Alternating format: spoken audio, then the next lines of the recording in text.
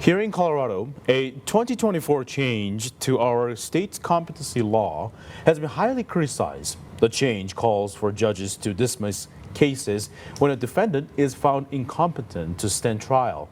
Senior reporter Megan Glova spoke to a Colorado Springs woman who says her late mother did not get justice because of this law.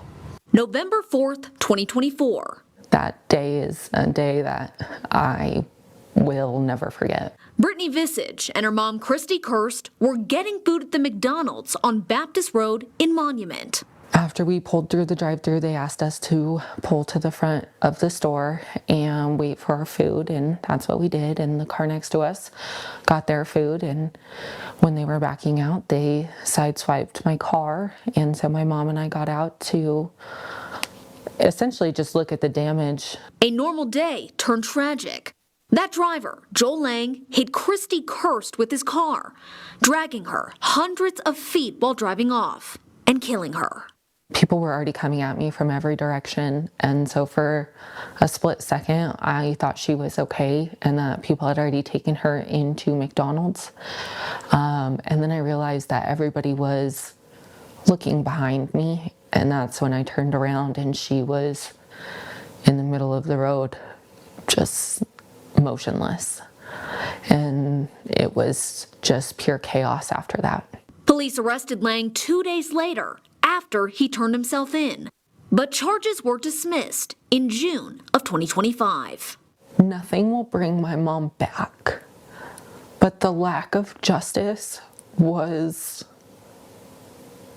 heartbreaking. I just never thought that that would be a possibility. I never thought that he would be a free man, especially because it wasn't because he was found innocent. Lang was facing multiple charges, including second-degree murder. The court found him incompetent to stand trial.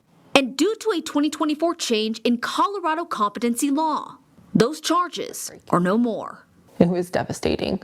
Wording went from a judge may dismiss to shall dismiss a case where a defendant has been found incompetent and not restorable. Mental health isn't one size fits all, and I don't think legislation regarding mental health should be one size fits all either.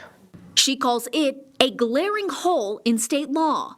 Governor Jared Polis signed House Bill 1034 into law only months before this happened.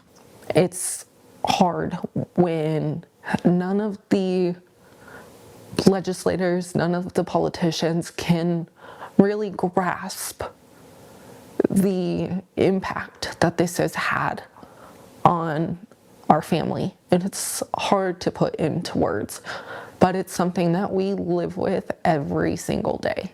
Visage wants to see a change in this law. That way more Colorado families don't have to go through what hers did. I just hope my mom realizes, how hard we're fighting for her. It's really hard. And most days it feels like it would be easier to give up than to keep fighting. But there's a group of us that are determined to see this through. I'm very hopeful.